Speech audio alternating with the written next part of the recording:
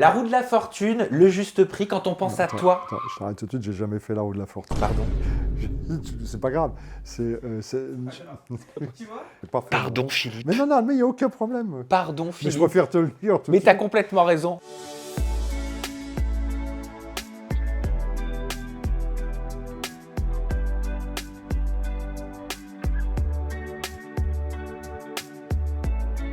Millionnaire, le juste prix quand on pense à toi, Philippe Risoli. On se dit que animateur culte, ça rime avec Philippe Risoli. Alors culte, je sais pas. Animateur, oui, ça peut rimer avec moi parce que c'est ma vie, c'est mon métier, c'est ce que j'ai toujours voulu faire. Là, tu as cité effectivement deux des émissions dont tout le monde me parle souvent parce que ce sont deux émissions extrêmement populaires qui ont marqué les années 90, voire le début des années 2000. Mais il y en a eu d'autres, hein, des variétés, Succès fou, La Nouvelle Affiche, où ont démarré Morane, Vanessa Paradis. Oui, mais tu le sais que t'es iconique. Ben non, je ne le sais pas.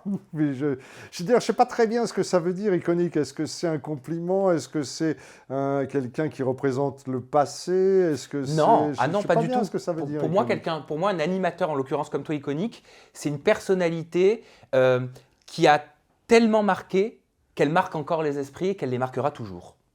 Ah, écoute, je te fais confiance, hein. Moi, c'est difficile pour moi de te dire, bah oui, bien sûr, tu as raison, parce que moi, c'est mon quotidien, donc je ne me rends pas très bien compte, même si effectivement, on me voit beaucoup moins à la télévision ces derniers temps, mais je fais beaucoup de théâtre, donc, Aussi. donc je le vois au théâtre, je vois la réaction des spectateurs qui me font l'amitié de venir me voir. Mais oui, non, honnêtement, je ne me rends pas compte de ça du tout. Ouais. Je me rends bien compte que certaines de mes émissions ont marqué, puisque des années plus tard, on les retrouve. Alors ça part des simples bêtisiers, ça va jusqu'aux les 30 ans de la télé, les 20 ans de ceci, les anniversaires de je ne sais quoi. Alors peut-être et je me retrouve toujours, ce qui fait que le lendemain matin, on me dit « Ah, je t'ai vu à la télé hier soir ». Je me dis « À la télé hier soir, mais j'étais au Cinoche, je n'étais pas à la télé ». Et puis subitement, je me dis « bah oui, ils ont passé un petit extrait. » Parce que tu as véritablement touché le cœur de beaucoup de Françaises et de Français, notamment dans les années 90 et 2000. Et aujourd'hui, tu touches à nouveau le cœur des Françaises avec cet ouvrage. Je tiens à préciser, parce que c'est important, que tu as écrit toi-même, sans prête-plume. Oui, bien sûr. Un prête-plume, c'est une personne qui aide Oui, on un appelle ça un artiste. ghostwriter maintenant. On peut l'appeler aussi comme ça. Et tu nous touches à nouveau dans cet ouvrage qui s'appelle « Dites bien à mon fils que je l'aime ». Oui. Alors vous allez voir à la maison, on va parler en toute intimité avec Philippe Risoli et ce titre, il est pas anodin. Tu vas pouvoir oui, nous en parler bien parce que sûr. tu as choisi en fait d'appeler ton ouvrage par les derniers mots que ton père t'a prononcés. C'est ça, exactement. Donc mon père était souffrant, il est parti il y a 2 ans maintenant, pratiquement jour pour jour, et suite de cette maladie qui touche malheureusement beaucoup trop de personnes encore, qui est le cancer. Lui, c'était un cancer de la plèvre dû à l'amiante, alors qu'il avait a priori jamais été en contact avec l'amiante, mais enfin bon, ça a été le diagnostic. Il avait 93 ans, donc on peut dire, oui, il avait vécu, oui, c'est certain, mais enfin il est parti dans des conditions un petit peu difficiles, puisque je fais juste 2 mots sur cette maladie. On a des poumons. Autour des poumons, on a une membrane qui s'appelle la plèvre. Et le fait d'avoir inhalé de l'amiante fait que cette plèvre va s'épaissir. Et donc, ça va se mettre à comprimer le poumon. Donc, c'est très simple. Tu vas très bien, tu es en pleine forme, mais tu vas commencer à avoir des difficultés à respirer, et puis de plus en plus, et tu vas t'étouffer, quoi. Tu vois, c'est un supplice chinois, quoi. Donc voilà, donc mon père, avec qui j'ai eu des rapports un petit peu rugueux étant jeune, on était, tu vois, c'était un peu... Autant ma mère, c'était la première amour de ma vie, et ça le restera à jamais. Une passion folle pour ma mère, on se comprenait à demi-mot, un simple regard comme ça, elle savait ce que j'allais dire, enfin, en tous les cas, elle savait ce que je pensais, et la même chose dans le sens inverse.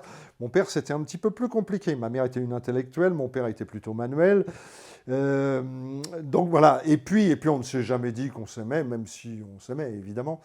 Et donc quand il est décédé, il y a donc 2 ans, la veille de sa disparition, je suis allé le voir, comme j'y allais pratiquement tous les jours.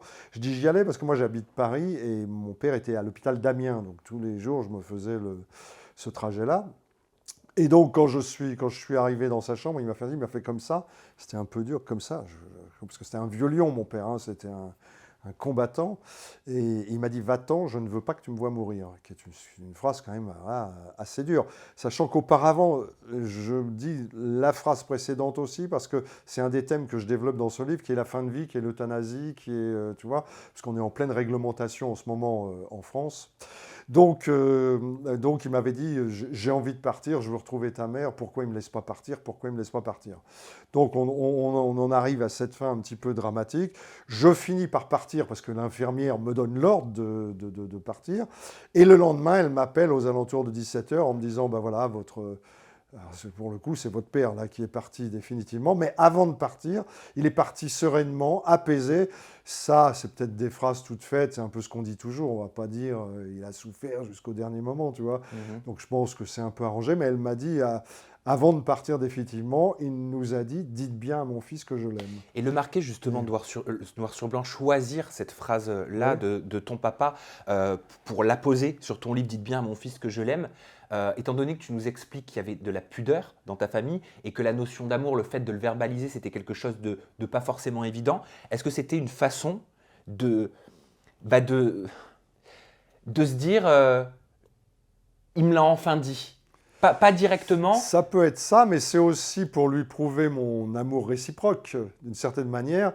Et c'est surtout à travers cette phrase une façon de rendre hommage, bon, à lui, mais à l'ensemble de ma famille, c'est-à-dire celle qui m'a élevé, celle qui m'a vu grandir, celle qui a fait de moi ce que je suis à peu près maintenant, enfin, qui m'a influencé. Bien sûr. On vit dans le monde des influenceurs.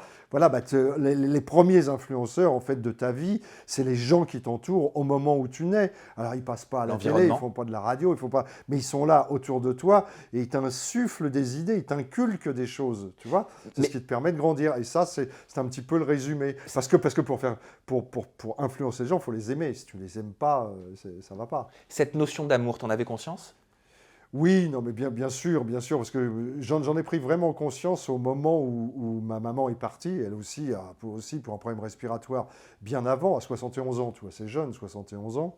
Mais ma mère, je m'en suis pas bien rendu compte quand elle est partie, parce que c'était l'époque où je venais de quitter TF1, qui était quand même mon principal employeur. Donc début des années 2000. Au début des années 2000, et donc je suis un petit peu entre deux eaux. Elle vit à la campagne, moi je suis à Paris. Elle me cache Chamaliquel, c'était un emphysème grave, tu vois, c'est pas joyeux pour commencer. Mais enfin, je rassure ceux qui me feront l'amitié de lire, il y a des moments quand même plaisant. Hein. Enfin, je parle pas que de maladie tout le temps. Hein. Mais la maladie, ça fait aussi partie de la vie. La mort fait partie de la vie. Bien sûr, la mort fait partie. Mais moi, j'ai un peu raté la mort de ma mère. Enfin, ça fait bizarre de dire ça, mais je m'en suis pas rendu compte jusqu'au jour où allant la voir, alors qu'elle faisait petite journée d'oxygénation également au CHU d'Amiens, elle m'a passé un panneau, une pancarte, enfin, une ardoise sur laquelle elle avait écrit « La Mama ». La Mama, alors j'ai fait semblant de ne pas comprendre, puis tout d'un coup, enfin j'ai fait semblant, j'ai compris tout de suite. C'est d'origine italienne. Oui, mais c'est surtout la chanson de Charles Aznavour. C'est vrai. Elle va mourir, la Mama. Okay. C'était le message qu'elle me faisait passer, pour me dire c'est imminent, je vais mourir, voilà. Et donc, si tu veux, tu vois, ça fait... tout ça, elle n'a pas dit « dites bien à mon fils que je l'aime », mais elle me l'a tellement dit de son vivant que je n'avais pas besoin... Elle a passé le message aussi autrement. Tu as des regrets, avec du recul, de ne pas avoir été aussi présent que tu le voulais à ce moment donné de ta vie, parce que tu vivais aussi personnellement des choses qui faisaient certainement que... Oui, alors moi, je te dis, professionnellement, j'étais quand même... occupé à essayer de rebondir, comme on dit dans ce métier. Donc voilà. Et puis encore une fois, ma mère me cachait les choses. C'est-à-dire que je l'avais essentiellement au téléphone, parce que je n'avais pas faire l'aller-retour là tous les jours. Donc je l'avais beaucoup au téléphone, et au téléphone, elle me disait non, mais tout va bien, il n'y a pas de problème. C'est même elle qui s'inquiétait pour moi, qui me disait bon, alors là, il ne faut pas que tu perdes de temps, il faut que tu... Voilà, et tu ne peux pas voir... tu vois, c'est elle qui me conseillait, mais je pense qu'elle faisait un effort surhumain et qu'à peine le téléphone raccroché, elle se mettait de l'oxygène ou elle faisait une inhalation. Elle avait, alors c'était un autre truc, elle avait un emphysème grave, aggravé par de l'asthme. Mais en plus, elle fumait, donc je parle aussi de la cigarette dans le livre. Moi, j'ai moi-même fumé pas mal à une certaine époque, là j'ai arrêté, mais donc... Il peut déconnecter de la réalité ton métier parfois? On non, peut être trop happé? Oui, alors...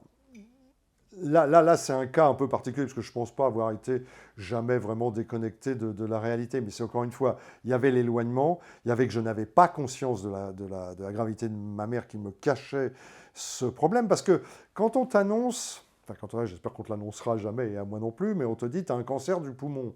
Pouf, tu te prends ça en pleine tête. Enfin, tu vois, tu te dis cancer du. Ce mot-là, le crabe, on peut employer tous les mots qu'on veut, ça fait peur. Enfin, vraiment, moi je crois, si demain on m'annonce que j'ai un cancer, quel qu'il soit d'ailleurs, il y en a que je préférerais à d'autres, parce qu'il y en a, tu sais que tu peux t'en sortir. La plèvre, tu sais que tu es condamné. Actuellement, en l'état actuel de la médecine, tu ne peux pas t'en sortir. Tu peux retarder éventuellement l'échéance, mais ça s'arrête là. Donc t'imagines, si on te dit tu as un cancer du poumon, bon. Mais quand on te dit tu as de l'emphysème, bah, tu dis, bon, bah, ok, bah, c'est dommage, j'ai de l'emphysème. En fait, c'est une maladie très très grave, parce que tu as différents stades d'emphysème, et tu as, puisque la preuve avec ma maman, ça peut te conduire jusqu'à la fin, quoi, jusqu'à la mort. Alors en plus, elle avait de l'asthme, tu vois, ça fait beaucoup, et la clope. Alors là, bon.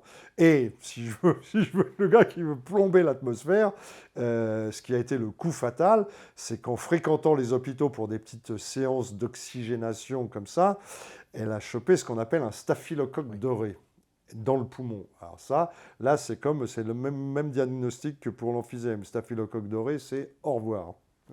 Tes parents, ils ont suivi toute ta carrière? Ah ben toute, du début à la fin. Tu vois, ça j'en parlerai dans le deuxième tome, parce qu'il y aura une suite à ce livre. Alors, il y a aussi un phénomène, c'est que quand ma mère est décédée, il restait mon père. Donc, si tu veux, la maison où ils habitaient, je continuais à y aller. La maison vivait toujours, si tu veux. Il n'y avait plus ma mère, mais mon père était là. Mais quand mon père a disparu, là, la maison était toujours là. Mais là, il n'y avait plus personne. Donc tu arrives dans une maison vide, comme dirait Paul Naref, si tu veux, tu vois, moi dans la maison vide, et puis tu commences à tomber sur plein de trucs, des affaires, des souvenirs, leurs affaires. Et là, tu t'aperçois qu'au grenier, il y a des caisses et des caisses et des caisses, avec tous les journaux, tous les articles me concernant, avec des cassettes VHS enregistrées de toutes mes émissions, si tu veux. Et tu te dis, mais c'est pas possible, tu vois, j'étais pas au courant de ça, moi, tu vois, tous ces journaux qui sont là, certains sont découpés. Quand j'ai fait des couvertures de magazines, tu l'as en 4-5 exemplaires. Il y a tout depuis le début jusqu'à la fin. Ça t'a rendu fier? Ah bah Ça t'a touché? ouais, c'est pas que ça m'a rendu fier mais ça m'a ému. En tout cas, tu vois, ça m'a ému. Tu es là et tu te dis, mon père mon père me disait jamais, oh, t'as été formidable dans telle émission. Au contraire, ma mère pouvait me dire, enfin ma mère était très critique, donc elle pouvait très bien me dire, tu sais, là t'as dit ça, tu devrais pas t'exprimer comme ça, tu devrais pas, c'est pas bien, quoi, tu vois. Ou alors t'as eu tel comportement. Non, non, tu vois. Puis parfois, elle me disait aussi, ah, j'ai bien aimé la façon dont tu. Voilà. Mon père, lui, il ne me faisait jamais aucune remarque, ni positive ni négative, sur mon métier. Par contre, je me suis rendu compte après que autant ma mère ne parlait pas de moi à l'extérieur, c'est-à-dire que si tu lui disais, mais attendez, Risoli, vous avez un rapport, je ne sais même pas si elle disait que c'était ma maman, si tu veux. Alors que mon père, lui, oui, oui, ah, c'est mon fils, il était heureux comme tout, quoi. On parlait en introduction de la notion d'être iconique, même si tu n'en as pas forcément conscience. Mais comment tes parents, comment ta mère, comment ton père vivaient cette célébrité? On est dans les années 90, 2000, fin 80. Ouais, ouais, ouais. Il y a que six Ah, chaînes, quoi. bien sûr, ouais. Non, Il n'y a mais pas de réseaux sociaux. non, non, mais même au moment où je commence, en fait, il y en a trois plus une, Canal+, qui vient, puisque je commence sur Canal+, Oui. Canal+, qui vient juste de démarrer au moment où moi, je prends le train en marche, si En tu veux, 86, avec un jeu télé déjà. avec un jeu télé qui s'appelait Star Quiz. Je pense pas, je n'étais pas prédestiné pour les jeux télé, hein. Moi, je pensais vraiment faire du talk comme on est en train de faire Ah, t'as là. anticipé la question. Euh, J'allais la poser. Pardon. Non, c'est très bien. Et tu vois, moi je pensais vraiment faire du talk, parce que j'avais une formation, je sortais de longues études de droit. J'avais fait donc deux maîtrises en droit, à Paris 2, à Assas. Alors je précise, parce que moi je suis originaire du 18e arrondissement de Paris, et quand tu voulais faire du droit dans cette deuxième moitié des années 70, le 18e arrondissement allait à Assas. Je le précise, parce que parfois on dit « Oh, bah, tu es dans une fac d'extrême droite, etc. » Mais ça aurait été extrême gauche, ça aurait été exactement la même chose. Cet arrondissement-là allez là. Mais j'ajoute quand même que c'est une très bonne fac. C'est une fac où vraiment tu bosses, quoi, si tu veux, tu vois. Donc voilà, donc j'avais fait ces études de droit, maîtrise en sciences de l'information et de la communication, maîtrise en droit privé, puis j'ai commencé mon doctorat en propriété littéraire, artistique et industrielle. Donc j'avais une formation qui ne m'amenait pas, en gros, à faire le juste prix plus tard, si tu veux, tu vois, c'était pas ma vie, je pensais vraiment, moi je suis un passionné de cinéma, j'aime la musique, etc. Je pensais plus m'orienter vers ce type de carrière, sauf que La quand tu variété. et la variété aussi. Mais quand tu commences dans ce métier, en fait, tu prends un peu ce qu'on te donne. Parce que tu sais, ça me fait toujours rire quand je vois les jeunes animateurs. Non, mais là, je fais ça pour le moment, mais après, je ferai ci et je ferai... Non, non, ça ne se passe pas comme ça, le métier. C'est on te propose et tu as le choix d'accepter ou d'accepter. C'est-à-dire que tu acceptes. Ok. Tu vois ce que je veux dire? Parce que sinon tu n'entres pas dans ce métier. Au moins pour une première. Sauf que, pour mon bonheur ou pour mon malheur, je présente un jeu qui s'appelle Star Quiz. Et là, les observateurs considèrent que j'apporte un souffle nouveau sur l'univers des jeux, parce que je parle vite, parce que je suis assez, tu vois, je rebondis très très vite, je suis plutôt vif d'esprit normalement, et puis j'adore les jeux de culture générale. Donc, tu vois, on sent que ça m'intéresse, on sent qu'il se passe quelque chose avec les candidats, avec les téléspectateurs qui nous suivent à ce moment-là. Et donc, si tu veux, ça, c'est ancré dans l'esprit des décideurs. Donc, quand plus tard, même si j'en parle pas dans ce livre, mais quand plus tard j'arriverai sur TF1, je vais commencer par une émission sur la santé qui s'appelait Viva la vie tous les matins, avec Martine Alaregno qui était la spécialiste santé à l'époque. Euh, mais très très vite, on va me réorienter sur un jeu en se disant, c'était un jeu qui s'appelait Jeopardy, Jeopardy, qui a été exact. qui était mon jeu Une préféré. adaptation américaine.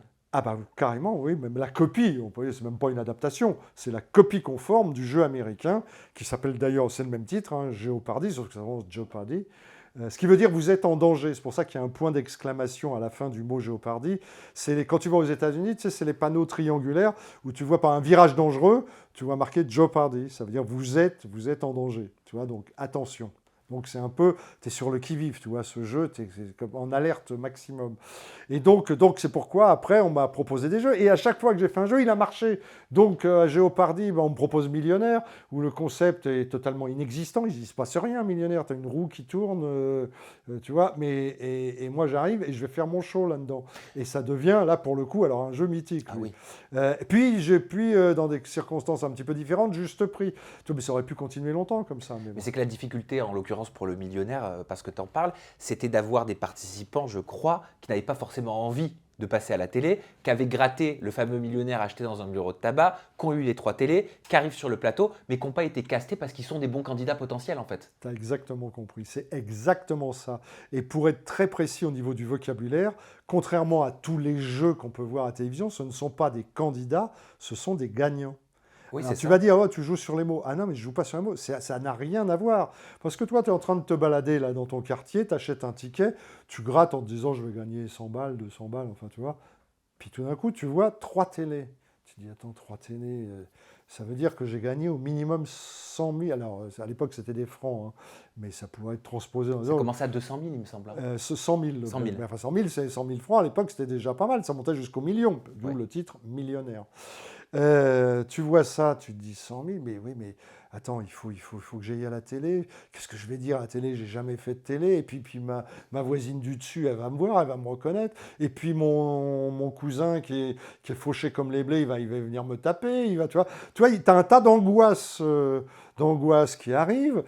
Et puis tu viens, et puis comme il y a énormément de gagnants, bah, il se passe un long moment entre le moment où toi, tu as gratté ton ticket et le moment où tu vas venir actionner cette fameuse roue.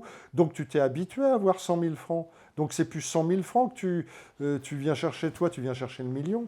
Donc si tu n'obtiens pas le million ou 600 000 ou etc., tu es déçu. Alors en fait, tu n'as rien fait, tu as gratté un ticket, tu vas gagner 500 000 francs, mais tu vas être déçu parce que toi, ce que tu voulais, c'était le million. Tu vois, et moi, il faut que je gère tout ça. Et encore, là, toi, ça va, mais imagine, tu as un copain qui est turc, puis qui parle pas un mot de français, mais que tu as connu en Turquie, qui vient te rendre visite, et lui il a gratté le ticket. Ben, il veut son argent. Donc il va venir, il a le droit de venir. Mais moi, je vais me retrouver avec un type qui va me parler en turc. Donc comment je fais? Et pourtant, je dois le recevoir. C'est le règlement. Et je dois faire le show avec lui. C'était en lien avec la Française des Jeux, Bien sûr, c'est ça. Et j'aimerais qu'on regarde un petit extrait vidéo et je te pose mes questions juste après. ça marche. J'espère qu'il sera gros assez pour rentrer une fois. Venez, levez la jambe. Attendez, on va le faire après. Ça, il faut. Regardez, on en est. Il y a un chrono. Après On va voir ça. Non, mais vous allez le faire, hein. Je vais me gêner. Allez, Bon, allez. on y va. Je peux te commenter là? Regardez pas mon derrière pour rigoler de moi derrière, hein. Parce que je vous regarde souvent en train de rire des gens, hein. Mais juste ça, c'est... Oh bah non, je vais pas vous regarder monter l'escalier comme ça. J'ai l'impression que vous montez en rappel là. Allez ici. Oui, je me souviens très très bien de cette séquence. Alors c'est une dame qui peut-être avait, je le mets entre guillemets, combien elle avait gagné? 200 000, bah c'est pas mal. Elle a l'air un peu déçue. Oui, non mais... 200 000 francs, elle est un peu déçue. C'est ce que je te disais, ou bien on gagnait le million, on était heureux, ou bien, parce que tout ça c'est à cause du laps de temps où on s'était habitué finalement à avoir cette somme d'argent. Mais c'est ce qu'on appelle un personnage. Mais disons, je pense qu'elle avait peut-être bu un petit truc avant de venir, ou bon, elle n'était pas tout à fait dans son... Mais des personnes comme ça, j'en ai eu des dizaines et des dizaines et des dizaines. Quoi. Bah oui, je crois qu'il y a eu plus de 4000 participants Ah, mais millionnaires. bien plus, Et ce qui bien est plus. incroyable, maintenant qu'on sait comment ça se passe, que vous avez compris que ce sont des candidats qui n'étaient pas des candidats, mais qui étaient Des des gagnants gagnants. et qui venaient parce qu'ils avaient eu les 3 télés, t'arrivais à faire sortir le meilleur d'eux. Ah, parce que c'est justement, là, si je dois avoir une qualité, je pense que c'est celle-là. Ça, c'est mon truc. Ça passe, ou ça passe pas des fois, mais en général, ça passe plutôt bien. Et j'avais décidé de ne jamais mettre le fameux gagnant en difficulté. Mais comme moi, j'étais quand même payé pour rendre une émission, je me substituais à lui. C'est pour ça que j'ai monté un groupe avec Pierre Billon, notamment, qui écrit pour Johnny, pour Michel Sardou, etc., qui a écrit plein de tubes, qui avait monté un orchestre. Et je chantais, je dansais, je faisais un tas de trucs. Ce qui n'arrangeait pas forcément les affaires de la Française des Jeux. Enfin, pas au début, parce qu'au début, c'est... Voilà. Mais je parle sur la fin, au moment de l'arrêt du jeu. Parce que quand on demandait aux personnes dans la rue millionnaire, pour vous, c'est quoi? Au lieu de répondre, c'est un ticket, c'est la Française, ils répondaient, c'est Risoli. Donc ça crée une petite... bon, c'est pas... T'as mis un post sur Instagram avec Pour les jambes, donc c'est une photo de toi, je crois, lors de la première du Millionnaire, et tu mets 12 octobre 1991, premier jour d'une belle aventure, le million. Sous ce post, il y a pas mal de commentaires qui disent « Philippe, faut que tu reviennes à la télé. Mon Dieu, que cette télé me manque. » Ou encore « La bonne époque de vrais et sympathiques présentateurs. » Ça me touche toujours, moi, quand j'entends ça, évidemment. Mais pourquoi le millionnaire, il ne peut pas revenir à la télé? Ou alors pourquoi justement il pourrait revenir à la télé? Je pense que moi, ce serait pour moi une erreur de refaire le millionnaire. Si d'aventure, ça serait pour les bonnes raisons. Alors tu veux me dire, oui, mais ça veut dire quoi pour les bonnes raisons?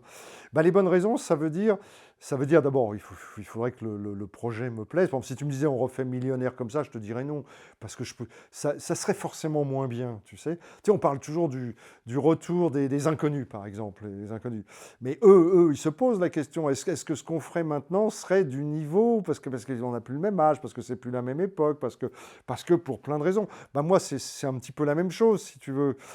Maintenant, si on me proposait un projet où je sente que je peux apporter quelque chose, que ça m'amuse de le faire, parce que c'est ça, si tu veux, maintenant, moi, il faut absolument des trucs qui m'amusent, où je ne suis pas dans le besoin, je vis bien, enfin bon, tu vois, donc il faut que ce soit vraiment un plus pour moi, quoi.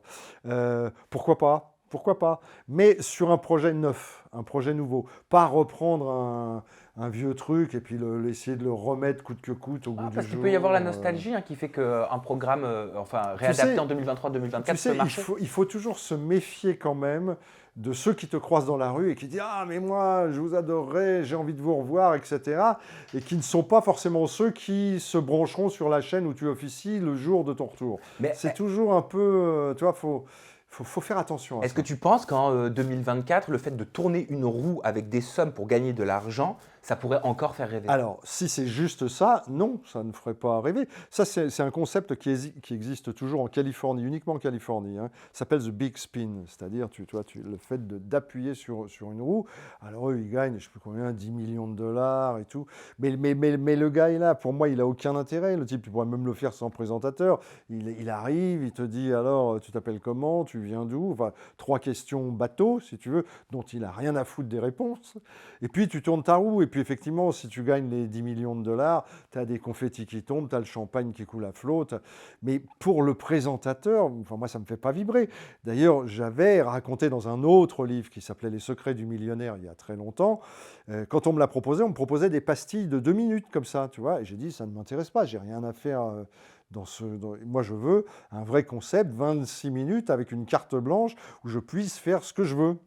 Et c'est ce que la direction de la Française des Jeux, avec qui je m'entendais vraiment parfaitement bien, m'a autorisé et m'a même encouragé. Puis quand ils ont vu l'ampleur, parce qu'au début, tout le monde pensait que ça allait durer 1 mois, cette histoire-là. Ça a duré 10 ans.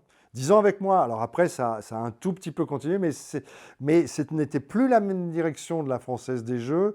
Et ce que je te disais tout à l'heure, ceux qui sont arrivés n'avaient pas l'esprit télé, ils s'en foutaient de l'image. Ce qui les intéressait, c'était de vendre du ticket. Donc il n'y avait plus de fioriture, sauf que du coup, le téléspectateur a déserté. Ça ne l'intéressait plus. Et pour conclure sur l'angle millionnaire, en presque 10 ans, est-ce que tu sais combien de millions a distribué l'émission? Des dizaines et des dizaines de millions, en précisant que tout cela était placé sous contrôle d'huissier, parce que c'est une loterie d'État, ça reste une loterie évidemment, parce qu'on actionne une roue, et alors on m'a souvent demandé est-ce que moi j'aurais pu jouer. Oui, j'aurais pu jouer, puisque encore une fois, c'est égalité devant cette loterie d'État, j'aurais très bien pu acheter un ticket et gagner. Ça aurait été bizarre que je me fasse ma propre interview, si tu veux, en me disant bonne chance, Philippe. Tu vois, bon. Mais c'était, voilà, ça a été des dizaines de millions. Mais tu as vu, là, il y a quelques jours, il y a je ne sais pas si c'est un euro-million ou un loto, le gars a gagné 110 millions d'euros. Enfin, tu t'imagines les sommes, c'est incroyable. Par la suite, il y a eu le Juste Prix, une émission que tu animes pendant 9 ans. En quoi l'exercice du Juste Prix, pour toi, il était différent du millionnaire? Alors, ce n'était pas tout à fait le même exercice, même si j'ai un peu twisté le concept du juste prix, je l'ai un petit peu déformé, je l'ai un peu par rapport à un Bob Barker. Bob Barker, c'est l'animateur mythique du juste prix aux États-Unis, Price is Right, que j'avais rencontré à la fin des années 80 à Los Angeles et qui est mort là, il y a une dizaine de jours. Donc lui, il suivait le cahier des charges au mot près, il n'en faisait pas plus qu'on lui demandait, voilà. Alors, la différence entre le millionnaire, c'est que le millionnaire, je te le redis, il n'y a aucun concept. C'est un gagnant vient vérifier le montant de ses gains, sauf qu'on me confie à moi l'émission et que moi, je me dis, ça me va pas, ça, comme concept. Donc, je crée cette espèce, ce que j'avais appelé finalement un talk show à suspense. C'est-à-dire, je discute avec les gens, puis il y a le petit suspense. Mais si tu veux, la roue devenait pour moi visuellement un plus. Pour le gagnant, évidemment que c'était très important. Gagner 1 million, tu ne gagnes pas 1 million tous les jours, donc c'était hyper important. Mais pour moi, ce n'était que presque un détail de l'histoire. Anecdotique, si tu veux. Le juste prix, c'est pas pareil. Le juste prix, c'est un jeu qui est très très bien conçu. Il ne faut pas s'arrêter au premier abord et se dire bah oui, on te montre un objet, tu te donnes le prix. Non, c'est pas ça le juste prix. Le juste prix, c'est un patchwork de vœux. Alors à la base, parce qu'après on en a rajouté, mais à la base, c'est 21 jeux différents. Et à partir de ces 21 concepts différents, après une présélection, et c'est en fait ce que retiennent les gens, c'est l'histoire de la présélection, c'est-à-dire les 4 candidats derrière un pupitre qui vont estimer effectivement un article, ce qui va leur donner le droit de participer à un jeu. Mais à partir de là, si tu veux, ça peut être des jeux d'adresse. Il y avait un jeu qui s'appelait le lancer franc, qui était en fait des lancers francs de basket, comme on le voit toujours. Il y avait le mini-golf, c'était un jeu d'adresse au mini-golf. Il y avait plein de jeux différents. Des jeux de hasard, la balle perdue, des jeux... Il y avait le tyrolien, dont tout le monde me parle toujours, ce petit bonhomme qui montait et qui se cassait la figure. Mais en fait, c'était un jeu qui demandait aussi de l'astuce pour le candidat. Trop souvent, les candidats candidats qui arrivaient devant moi ne faisaient que répéter ce que hurlait la foule, parce que c'est un jeu d'ambiance également le juste prix. Mais là encore, je te disais, je l'ai un petit peu déformé, parce que je pense que quand tu es animateur, je dis animateur et pas présentateur, je le dis volontairement, parce que pour moi, un animateur, ça vient de animus, le mot latin qui veut dire donner vie à. Tu as un concept au départ, il est froid, il est sur un papier, et c'est toi qui vas donner toute son âme, toute sa consistance au projet. Alors, tu vois, le juste prix, je n'ai pas été le seul à le présenter. Tu as eu dans l'ordre chronologique Max Meignier, ancien présentateur d'RTL. Ensuite, tu as eu un petit jeune Éric Galliano qui a fait la transition entre Max Meignier et Patrick Roy. Patrick Roy est arrivé ensuite. Puis, ça a été moi pendant une dizaine d'années. Ensuite, il y a eu un trou pendant 8 longtemps. ans d'arrêt. 8 ans d'arrêt pour une raison simple. Hein. Et c'est aussi pour ça qu'on avait conjointement la direction, la production. Puis moi-même, j'étais tout à fait d'accord avec cette décision d'arrêter le juste prix, parce qu'on est en 2001-2002, année très importante, puisque c'est l'arrivée de l'euro. Et l'euro change tout, parce que c'est quand même un jeu où il est largement question d'estimer quand même des objets, donc il est question de prix. Et si tu n'as pas la monnaie en tête, c'est pas possible. Si je te dis maintenant, bah, tu vas aller estimer en yens, tu vois, bah, tu vas être paumé. Bon, bah, c'était à peu près la même chose. Donc on a décidé d'arrêter. Donc 8-10 ans plus tard, il y a eu Vincent Lagaffe. Donc, en 2009. Voilà. Mais si tu prends tous les présentateurs que je viens de te citer, et si tu regardes une émission, tu t'aperçois que c'est le même concept, et pourtant ce que tu vas voir, c'est différent. C'est pas la même chose. C'est donc, si tu veux, que c'est comme tu vas au restaurant, pourquoi Rebuchon, tout le monde se pâmait devant sa purée, par exemple. Oui, alors mais que pourquoi la purée, en 2009, pourquoi Vincent Lagaffe et pourquoi pas toi? Est-ce qu'en tant qu'animateur d'un jeu qu'on a animé pendant des années, qu'on a incarné, il n'y a pas ce truc de se dire, même 8 ans après, hein, mais de dire, pourquoi pas moi? Pourquoi on ne m'a pas rappelé? Enfin, moi, je ne me suis pas posé la question, mais apparemment, eux non plus. Mais moi, je me la serais posée. Hein. Bon. Mais c'est pas sûr d'ailleurs que je serais reparti pour reprendre ce même concept. Mais pourquoi est-ce qu'on ne m'a pas appelé à ce moment-là? Franchement, je ne sais pas. Il se trouve que Vincent Lagaffe était dans la place, lui, hein, puisque entre le Big Deal et puis tout ce qui s'ensuit, il était dans la place, alors que moi, je n'y étais pas. Or, c'est un métier, il faut toujours être présent. Quand tu n'es pas présent, c'est un peu comme aux échecs, tu as un coup de retard, si tu veux. C'est-à-dire que quand tu es au courant des projets, soit c'est un peu trop tard, soit celui qui va le présenter a déjà été désigné. En tous les cas, c'est très rare que ce soit quelqu'un qui vienne de l'extérieur, c'est quelqu'un qui est en interne. En interne. 9 fois sur 10. Et c'est toujours, globalement, les 3 mêmes noms qui Mais reviennent. alors, pourquoi tu n'as plus été présent à partir de la fin des années 2000, en 2001? Alors, tu as dit dans une interview à Téléstar, si je ne me trompe pas, que le 31 août, tu étais chez TF1, le 1er septembre, tu n'y étais plus. Ah bah non, bah oui, mais je confirme, c'est la réalité. 2001. C'est la vérité. Alors, j'ai toujours du mal d'abord à évoquer ce sujet pour 2 raisons. Alors, d'abord parce que je vais essayer d'en parler une dernière fois, mais ça sera dans le tome suivant. Ce n'est pas, c'est pas dans ce livre-là, parce que je m'arrête en 86. Mais tu vois, là, je lis un peu tout et n'importe quoi. D'ailleurs, tu fais bien de me lancer là-dessus, parce que tu vois, parfois, je me laisse aller quand même à dire, mais ce qui est un fait, c'est-à-dire qu'effectivement, le 31 août, j'y suis, le 1er septembre, je n'y suis plus. Jusqu'au 31 août, j'ai des contacts à peu près avec n'importe qui à la direction de cette chaîne. À partir du lendemain, ça devient beaucoup plus compliqué. Je n'arrive plus à avoir les gens au téléphone. C'est un petit peu compliqué. Ce qui est sûr, c'est que j'avais toujours des audimates très corrects. Oui. Et ce qui est sûr, c'est qu'on avait, a priori, quelques mois auparavant, des projets ensemble qui n'étaient plus sur la case du midi, qui étaient autre chose. Mais je l'ai dit, là, il y a très peu de temps, hein, je me suis confié comme ça, mais de la même manière que ce que je suis en train de te dire, et ces propos-là ont été déformés par des journaux, et pour ne rien te cacher, hier soir j'ai du mal à m'endormir tellement j'étais agacé, parce je te montrerai après un journal totalement mensonger par rapport à ce que j'ai pu dire, parce que les réseaux sociaux c'est bien, mais ça a aussi son lot de... Ça va à l'essentiel. Ça cherche pas le contexte d'avant et Non, d'après. mais ça va à l'essentiel, mais surtout, ça ment parfois. Ça peut Aussi. raconter n'importe Aussi. quoi, si tu veux, n'importe quoi, et te mettre, toi, dans des situations. Moi, ce que raconte ce site, et je pourrais te montrer après, là, je ne vais pas m'étendre là-dessus, mais d'une part, c'est mensonger, ce ne sont pas mes propos. Mais quels propos sont mensongers? La séparation avec TF1 aux alentours de 2001, parce que je te dis, officiellement, je ne connais pas la cause exacte, j'ai une idée plus ou moins vague, et ce qui est sûr, c'est que on devait continuer à travailler ensemble, et que ça ne s'est pas fait. Parce que moi, les seuls Et propos que alors, j'ai... alors évidemment, tu te dis, si ça ne s'est pas fait, c'est qu'au sein de cette direction, tout le monde n'était pas, contrairement à ce que je pouvais penser, des amis. Bien sûr, Voilà. mais moi les seuls propos que j'ai trouvés, Philippe, c'est des propos que tu as tenus en 2014 en disant naïvement, je pensais que les qualités professionnelles finissaient toujours par l'emporter, mais il y a dans ce métier un ramassis d'envieux et des gris, oui, qui vous foutent la tête sous l'eau. Oui, alors c'est vrai que j'ai toujours pensé ça, moi. J'ai toujours pensé je veux dire, encore une fois, suis-moi sur les plateaux de télé, tu vas voir comment je suis accueilli, que ce soit par mes collaborateurs, mes assistants.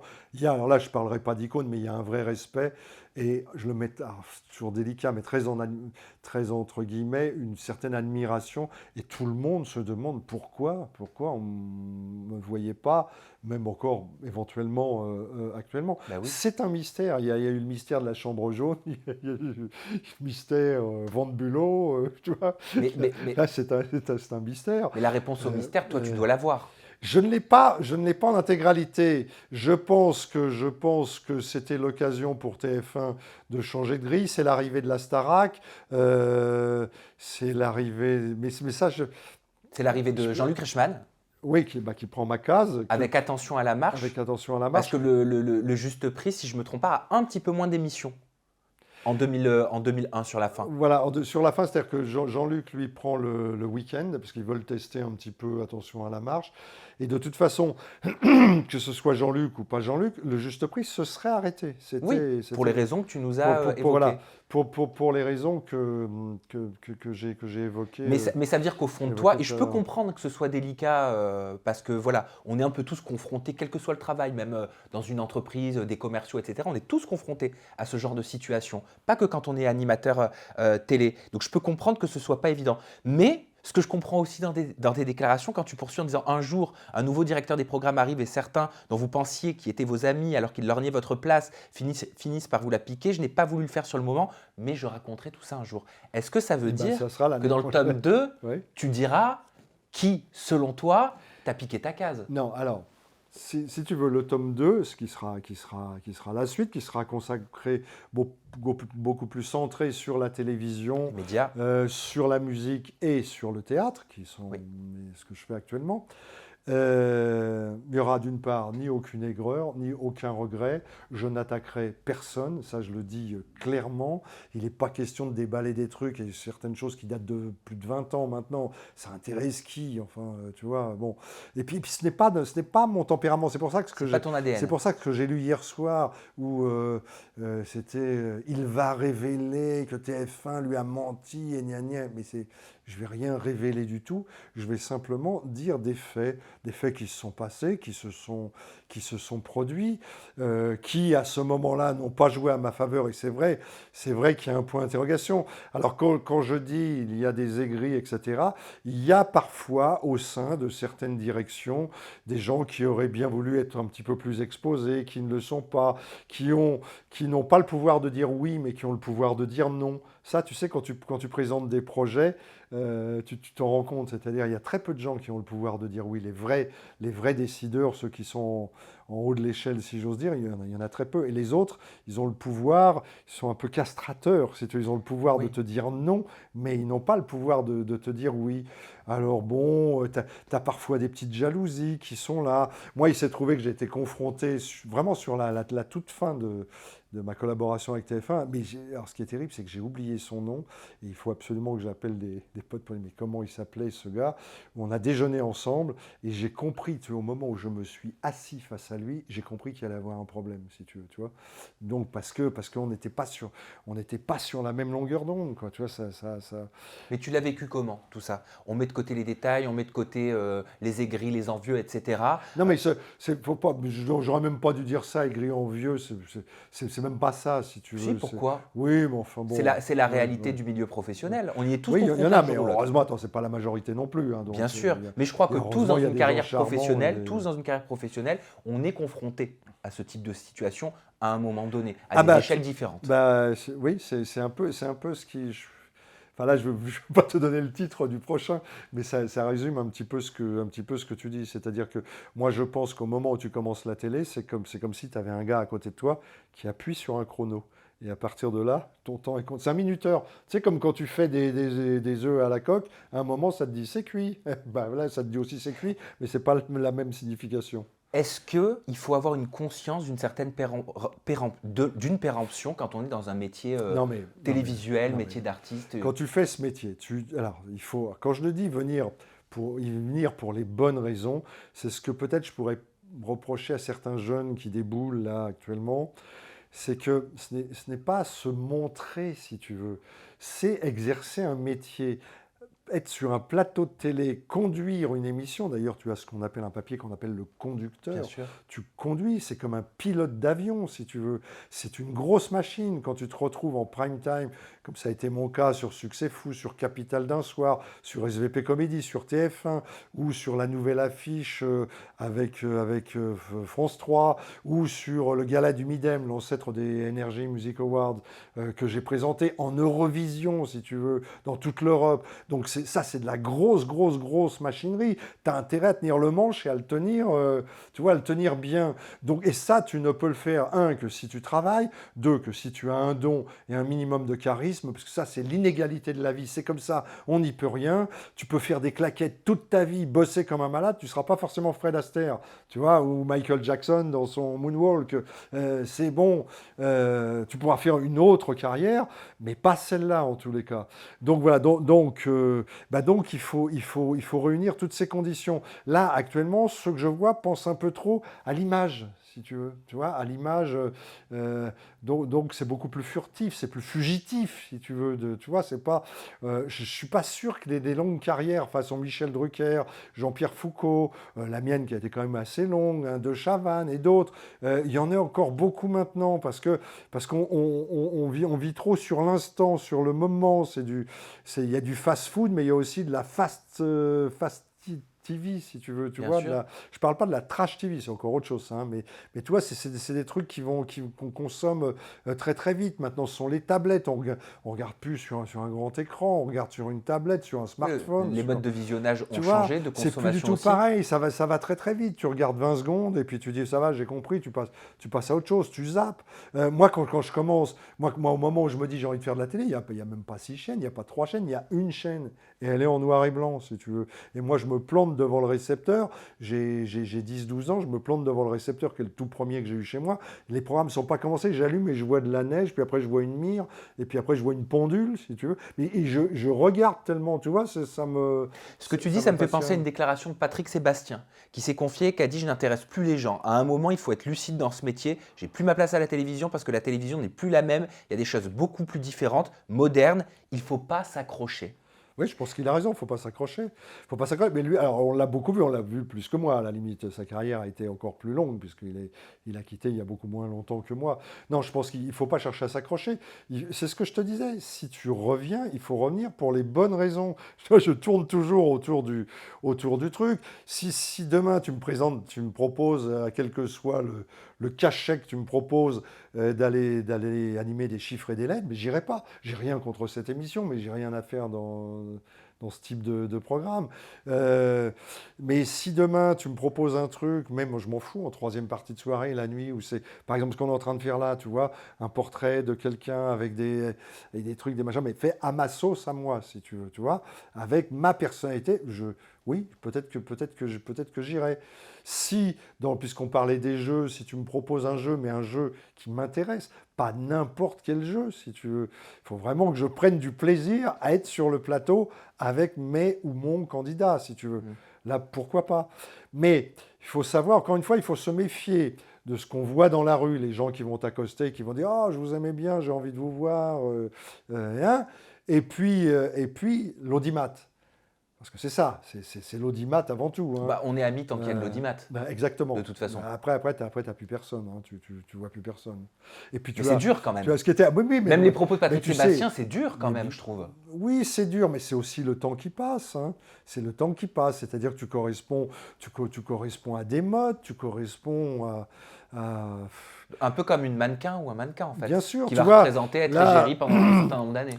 Là, moi, hier, j'étais sur un plateau de télé, mais avant de venir te retrouver ce matin, je regardais le début de l'Ardive de la première de Cyril Hanouna, par exemple. Bon, eh bien, il était habillé, il avait un pantalon pas de def.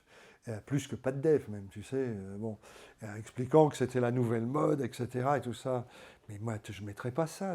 Pour moi, c'est une horreur, ce truc, tu vois. Je ne mettrais pas ça. Donc, il disait, non, mais les pantalons cigarettes, là, ce que j'ai exactement, tiens, je te le montre, tac, tu vois, ça se fait plus. Eh ben, je vais être démodé, mais j'en ai rien à foutre.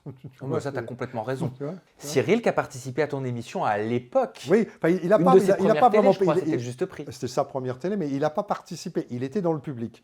Et il se trouve ils étaient deux, il était avec un pote et il m'amusait beaucoup. Je voyais, parce que je te dis, moi, ce que j'aimais dans ce jeu, comme dans Millionnaire, c'était, toi, avec sa pulse, fait qu'il se passe des trucs.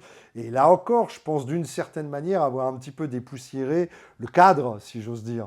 Et je vois ces deux jeunes qui sont là dans le public. Évidemment, maintenant, j'ai revu la séquence des dizaines de fois, parce que souvent, on me la remontre, etc. Donc, j'ai revu. Si on ne m'avait pas remontré la séquence, honnêtement, j'avais oublié, parce que là, c'est pareil, j'ai fait passer plus de 10 000 candidats. Comment veux-tu que je me souvienne? Tu vois, c'est impossible. Mais bon, ayant revu, mais on m'a rafraîchi la mémoire, et là, du coup, je m'en souviens, par contre. Et je me souviens de ces deux jeunes qui étaient tout en haut dans le gradin, qui mettaient, passe-moi l'expression, mais un bordel pas possible, ils s'amusaient comme des fous. Et je me suis dit, ces deux-là, il faut les faire venir. Donc, je les ai fait descendre. Je ne pouvais pas me douter à ce moment-là que Cyril allait devenir plus qu'un présentateur, parce que pour moi, on n'est plus dans le cadre du présentateur télé. C'est un animateur. Oui, mais on a débordé ça. C'est un homme d'affaires maintenant. C'est un... Ouais. Un showman.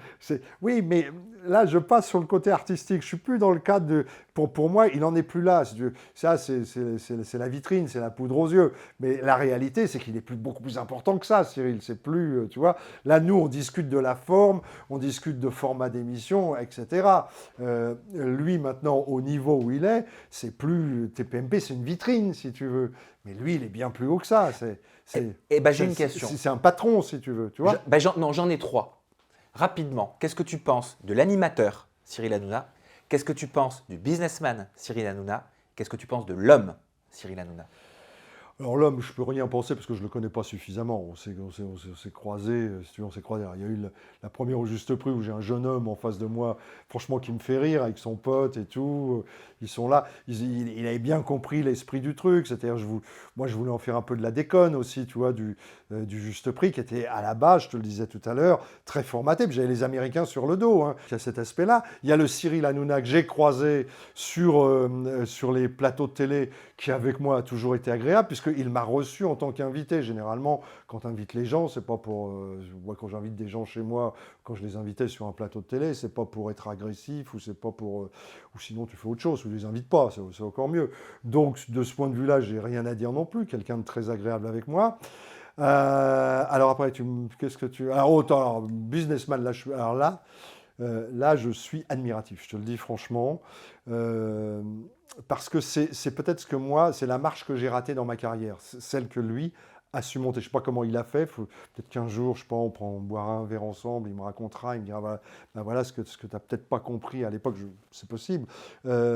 C'est comment ce garçon qui part de loin quand même au départ. Tu vois, au moment où il est sur mon plateau du Juste Prix, c'est vrai que tu ne te dis pas le gars va dominer le PAF, quoi, tu vois, mais avec tout le respect que j'ai pour lui, hein, tu vois. Et puis il a réussi par ce concept TPMP, qui est une émission qui à la base parle de télévision avec des chroniqueurs, et puis petit à petit, évidemment, plus le temps passe, si tu revois la première, tu t'aperçois que ça n'a rien à voir, ne serait-ce que dans sa façon de présenter, avec la façon dont il présente maintenant. Donc il évolue, et on en arrive à un stade où effectivement les politiques se battent pour aller chez lui, les patrons d'entreprise, et tu retrouves des trucs. Alors parfois, même souvent, ça n'a plus rien à voir avec la télé, si tu veux. Donc là, j'ai une grosse admiration. Alors après, pour la présentation, là, je vais pas, j'ai pas envie de juger parce que je pense que je suis pas, si tu veux, je n'ai pas autorité, si tu veux, pour juger qui que ce soit, pour donner mon avis, pour dire lui il est bien, lui il est pas bien, lui, etc. Il me fait souvent rire. J'aime bien quand il part en délire tout seul, qu'il se la raconte un peu et tout. Là, tout à l'heure, je parlais des pantalons pas de def. J'en ai vu 3 minutes. C'était avant de partir de chez moi parce que je l'ai pas vu en direct hier. Ça m'a fait sourire. C'est vrai que ma réaction, ça a été de me dire, moi, plus jamais je mettrai des. Mais peut-être que je me trompe et que. Il faut jamais dire jamais. Et que j'en mettrai un. Mais a priori, c'est pas mon style, si tu veux. Il t'a Bon. proposé d'être chroniqueur sur Non, et de TPMP? toute façon, j'aurais refusé. Donc, Pourquoi non. Parce que, alors, attends, mais alors je te termine. Et pour le reste, la façon dont il est avec ses chroniqueurs et tout ça, je serais un tout petit peu plus nuancé. C'est-à-dire la façon dont il est avec ses chroniqueurs? Bah, c'est-à-dire je sais pas, je vois, si tu veux, la question, c'est pourquoi est-on chroniqueur dans ce type d'émission? Parce que si tu es un chroniqueur qui vient dans une émission, dans un journal, tu viens, tu fais ta chronique, tu t'en vas, etc. Non, mais là, tu es là, tu donnes ton avis sur tout. Moi, il y en a certains que je connais. Voilà. Tu en as certains, je me suis demandé ce qu'ils faisaient là. Bon.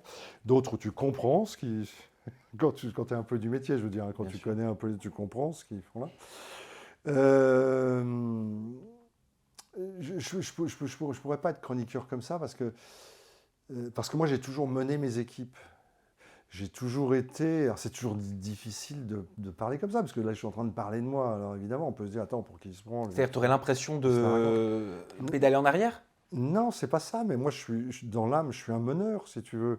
Moi, si demain, je fais une émission, que j'ai besoin de gens autour de moi, peut-être que je vais t'appeler. C'est-à-dire tu n'accepterais pas qu'il te fasse Chut, Philippe.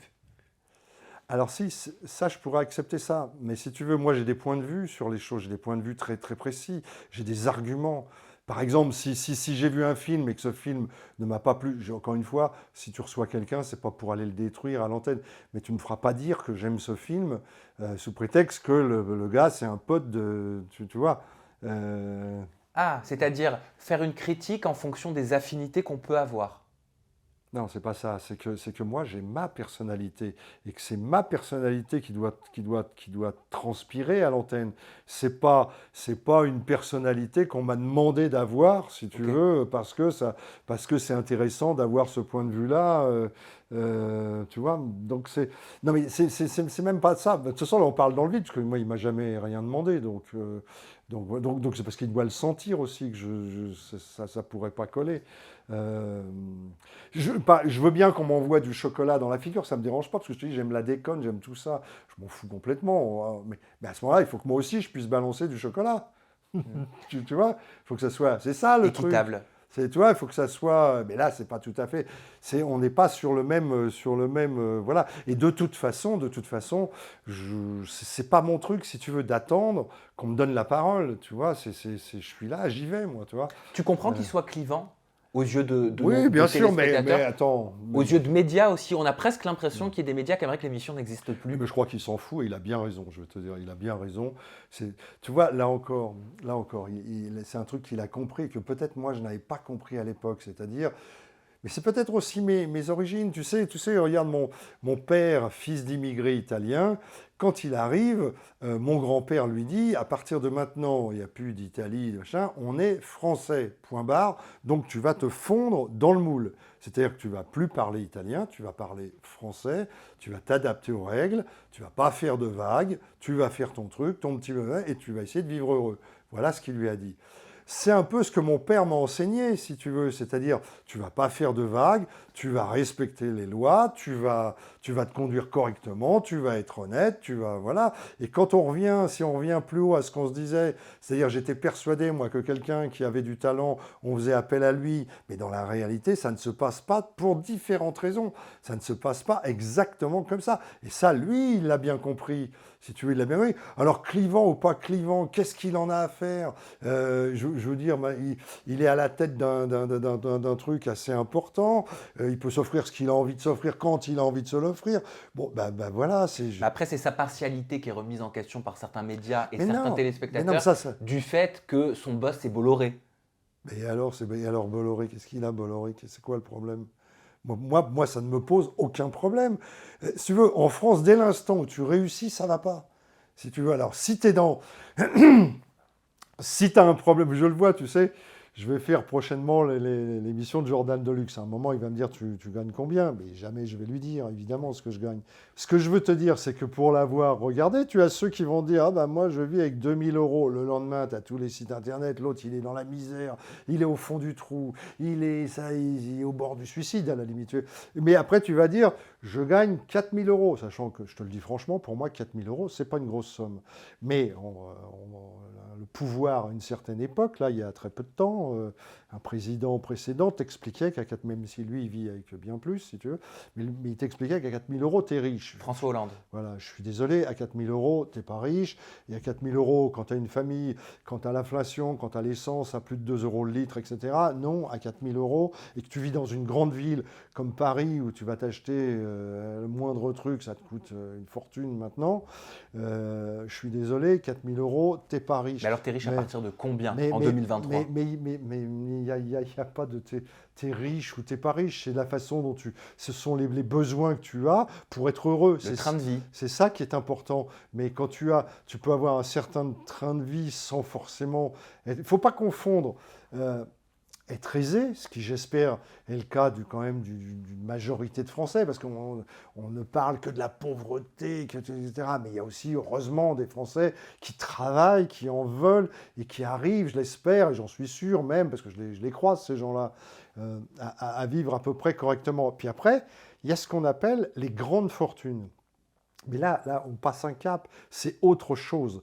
Donc on s'évertue, si tu veux, certains partis politiques s'évertuent à essayer de faire passer le fait que des gens de classe moyenne, parce que c'est toujours la classe moyenne qui trinque dans l'histoire, sont des gens fortunés. Mais ce n'est pas vrai, il faut bien comprendre ça. Ce n'est pas vrai.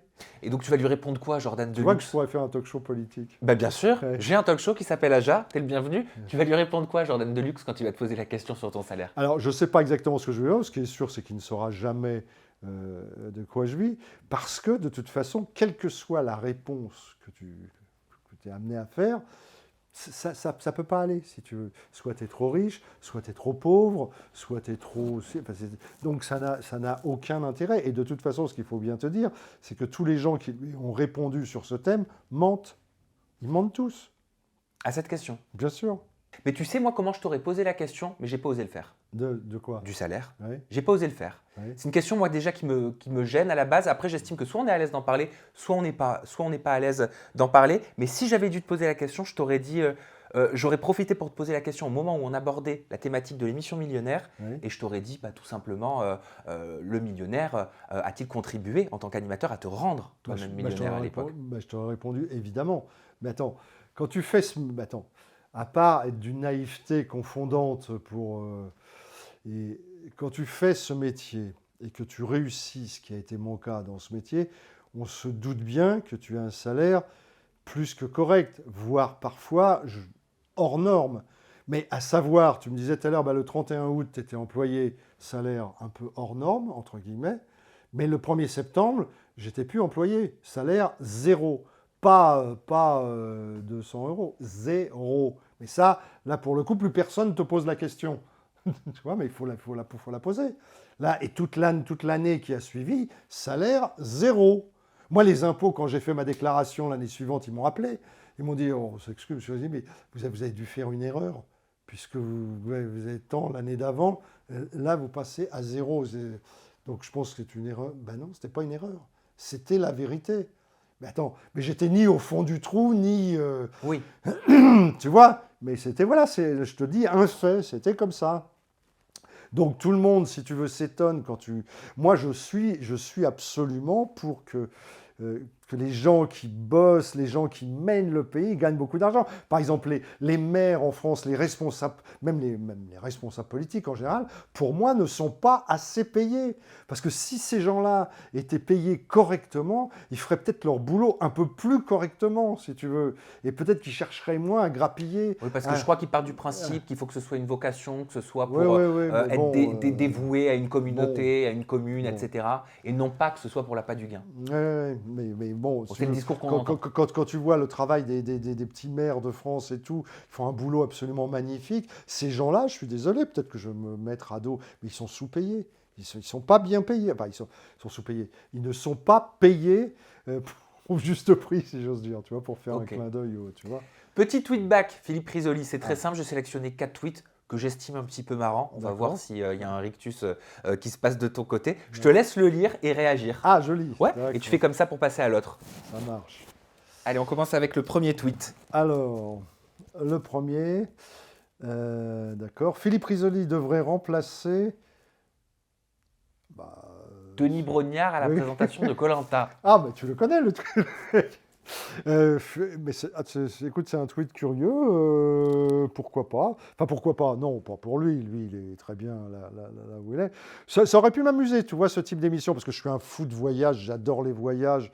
Me balader dans des endroits un petit peu inconnus. J'en parle de voyage. Je parle aussi de la peur en avion. Mais je parle de...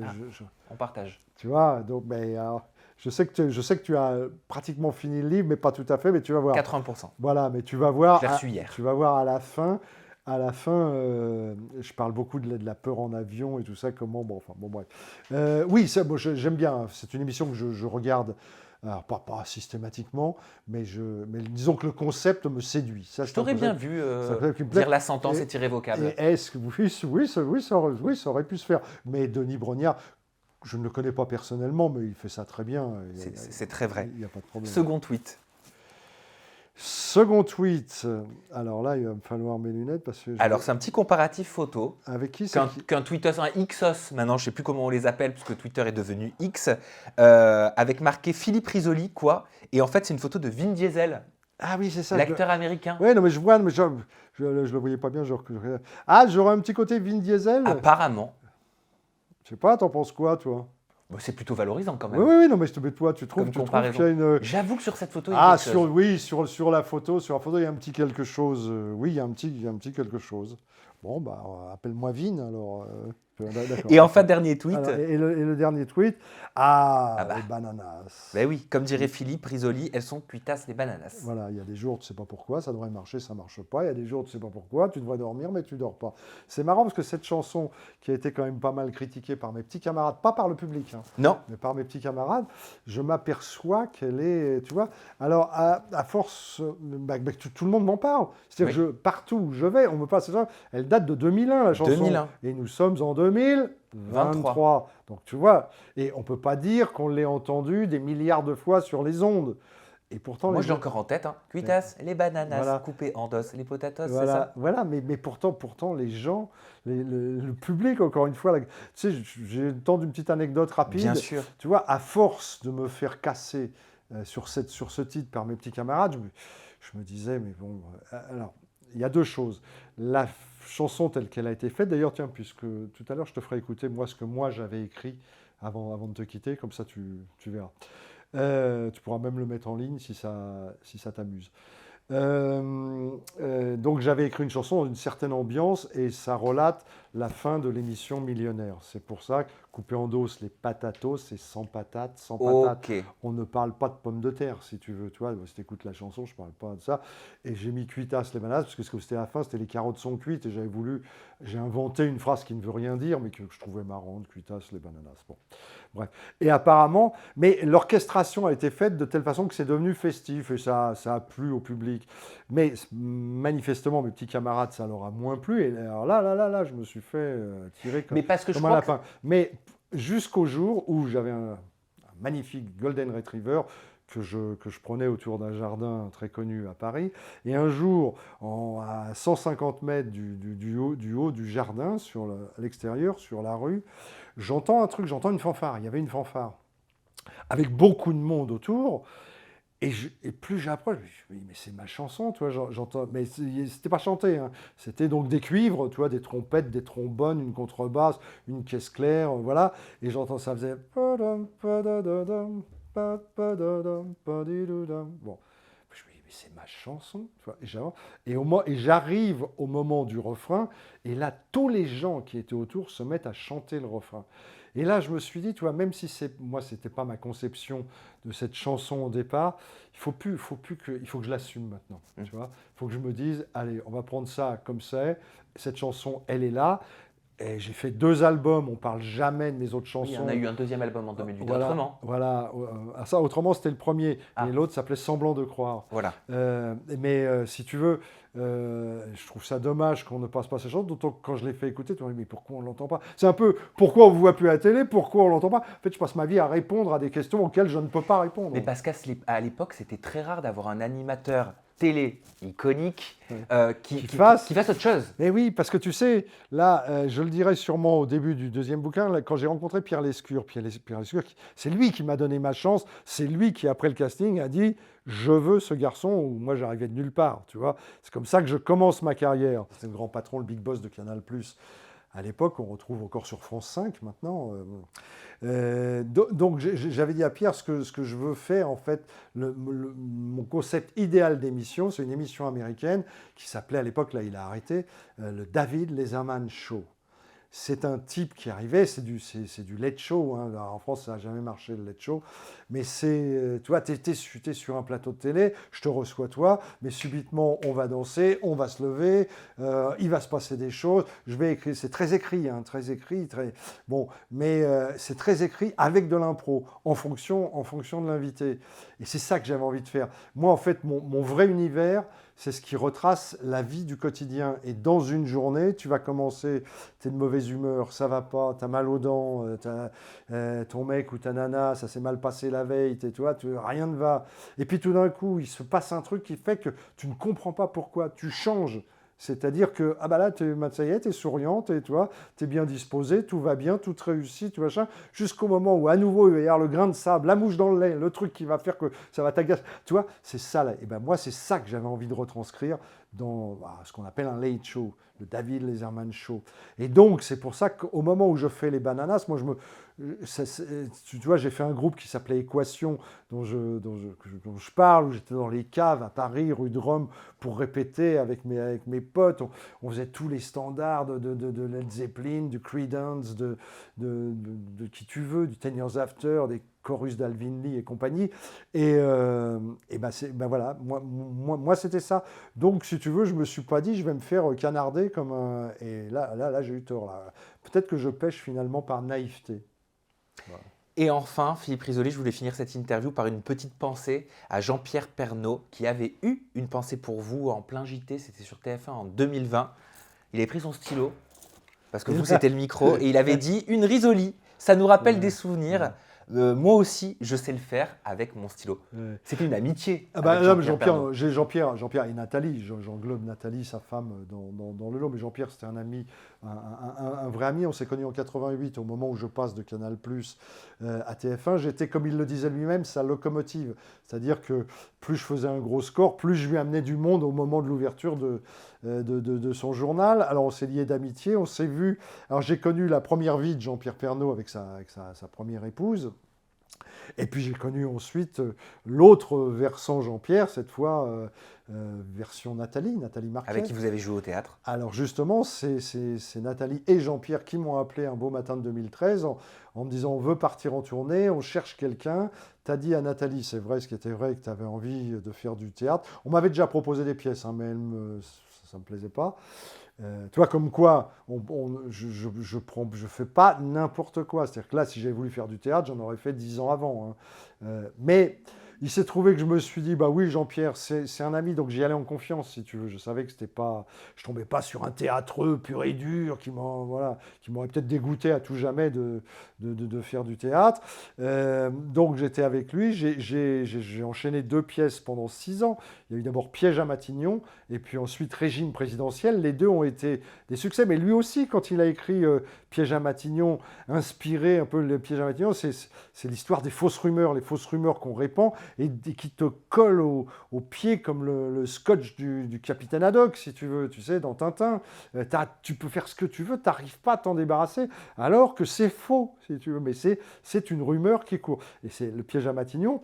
C'était ça le thème de la pièce. On a joué pendant 4 ans partout en France, c'était complet partout. Puis on a enchaîné avec Régime présidentiel sur un thème un petit peu différent mais qui était intéressant. Là encore, c'était complet partout. Et Jean-Pierre, donc, qui était fou de Nathalie, la suivait en tournée. Donc évidemment, il était avec moi. Nous, on prenait nos petits déjeuners ensemble et on refaisait le monde, on refaisait la télé, on refaisait. Donc c'est vrai que j'étais très proche et que j'ai été vraiment très, très touché par sa disparition. Tu sais, malheureusement, j'arrivais à un âge où je commence à avoir perdu quelques amis.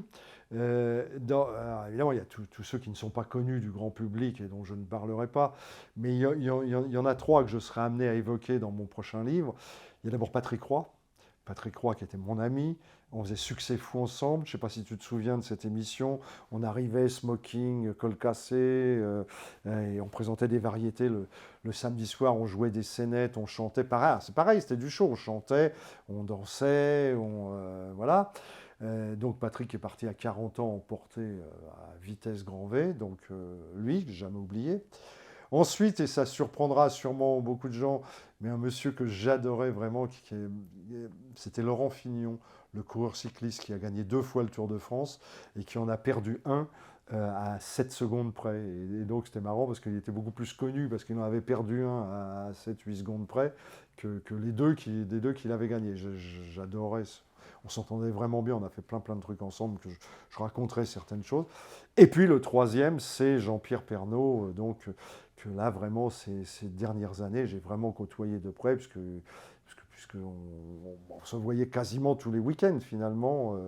Et je te dis, et un des souvenirs que je garderai de lui, c'est nos petits déjeuners le matin, tous les deux, parce que Nathalie prenait son petit déjeuner dans la chambre, les autres comédiens n'étaient pas forcément là, et ces discussions qui auraient pu durer des heures, parce que c'était un passionné, Jean-Pierre, il adorait son métier, il était proche des gens aussi quand on se déplaçait. Il faut voir comment les gens arrivaient sur lui comme un essaim d'abeilles, si tu veux, tu vois, attiré par le pollen, enfin, et à lui poser des questions, Donc voilà, mais tu vois là encore, lui il était archi présent parce qu'il était au 13h de TF1, mais les gens ils me disaient et pourquoi vous faites pas ci et pourquoi vous faites pas ça. On en revient à ce qu'on se disait au début, c'est-à-dire quand tu croises des gens dans la rue, on te dit mais alors et pourquoi ci et pourquoi ça.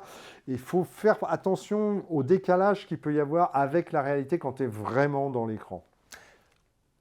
Tu me ferais l'honneur de nous faire une risoli?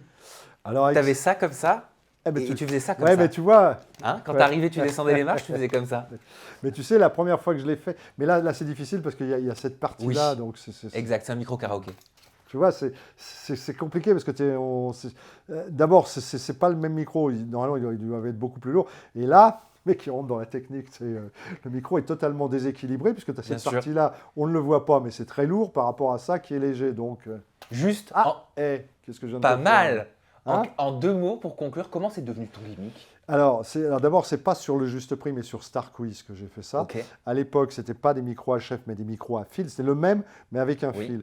Et donc, en fait, tu me demandais si j'avais le track. Je sais pas si tu me l'as demandé là ou tout à l'heure. En off, tu me posais la question. C'est vrai que j'ai pas beaucoup le track. J'aime pas dire ça, que j'ai pas trop le track, parce que je pense toujours à une célèbre réplique de Sacha Guitry. C'est une jeune comédienne qui arrive et qui fait « Maître, c'était formidable et j'ai même pas le track ». Et lui répond « Vous verrez, ma petite, quand vous aurez du talent ». Tu vois, donc je pense toujours à cette phrase, mais c'est vrai que je suis pas, j'ai pas en tout cas un mauvais track, parce que tu as le bon et le mauvais track, j'ai pas le mauvais track. Mais là, c'était ma toute première et tout, pour me donner une contenance, peut-être pour me démarquer des autres et tout. Je suis arrivé en tenant le micro par le fil et en faisant comme ça, c'est une sorte de lasso, tu vois. Oui. Comme ça. Puis après, j'ai arrêté, évidemment. De toute façon, après, j'ai fait du talk show, c'était des micros à chef, donc voilà. Et puis en revenant sur le juste prix, pour te dire, il n'y a pas de raison précise, si tu veux, ça m'est venu comme ça. Et puis tu sais, tu vois tout de suite quand un truc accroche.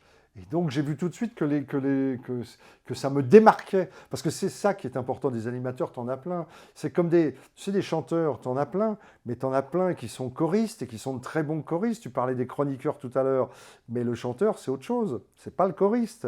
L'animateur, c'est pas le chroniqueur. Tu vois, la boucle est un peu bouclée avec tout ce qu'on dit. Il faut savoir se démarquer. Ça, c'est fondamental. Et se démarquer dans le bon sens du terme. Merci Philippe Risoli pour Mais cet moi. entretien. Attends, c'est une interview fleuve, là. Ah oui. Moi, maintenant, alors ce qui me fait rire, je sais que tu es très suivi, donc j'attends les commentaires. Alors, tu vas voir, les commentaires, ça va revenir à ce qu'on disait. Il va y avoir les partisans, ceux qui disent oui, sympa. Puis il y a ceux qui vont massacrer. Ça fait partie du jeu. C'est comme Exactement, ça. il faut le comprendre. Ça fait partie du jeu et tu l'as très bien compris.